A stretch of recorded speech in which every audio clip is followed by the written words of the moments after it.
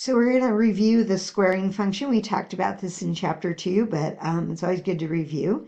The squaring function looks like f of x equals x squared. That's just the basic quadratic function. No frills attached. Okay, I think I can fit it on here. So if I were to make a table of values, I could choose some x values and some f of x values. We usually pick like -2, -1, 0, 1, and 2. If we go a little bit further, we can pick -3 and 3. They fit. Now, when you plug them in, what you're doing is you're squaring each value. So -3 squared is 9, -2 squared is 4, -1 squared is 1, 0 squared is 0, 1 squared is 1, 2 squared is 4, and 3 squared is 9. When we graph it, it's going to look like this. I'll do it in green. -3, 9, it's going to be way up there. -2, 4, 2, 3, 4. -1, 1. 0, 0, 1, 1. It's symmetric about the y-axis. It's an even function. All good stuff to know. So those are the ordered pairs. We want to be familiar, especially with this group right here, whoops, in graphing, but it's nice to make it a little bigger sometimes.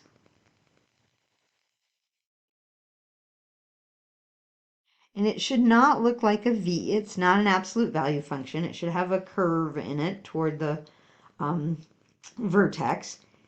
And this is a parabola, which I think we've talked about before. But a parabola has parts to it. One is the vertex, and the vertex is really important.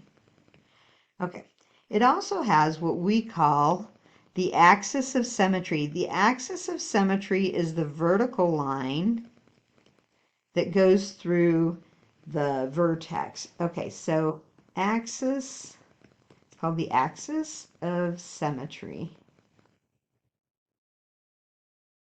And in this case, it's the line x equals 0. It's a vertical line.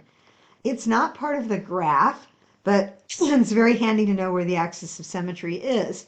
If I were to fold my piece of paper along the axis of symmetry, the points on the left would line up with the points on the right. Okay. Sometimes I abbreviate axis of symmetry, AOS. So I have to write it out. Sometimes they will ask for the vertex and they will ask for the axis of symmetry. Okay? So the axis of symmetry goes through the vertex. Let's just talk a little bit about the domain and the range for this function. So the domain is all real numbers.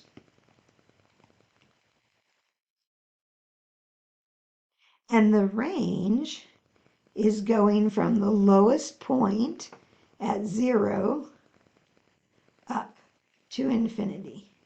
This function is decreasing from -infinity to 0. Remember, those are open intervals. So you have parentheses. So it's going down. As you move along the x-axis toward the left, you're getting lower outputs every time. And then it turns at the vertex, and it's increasing from 0 to infinity. Okay, so those are all the pieces and the parts of the squaring function.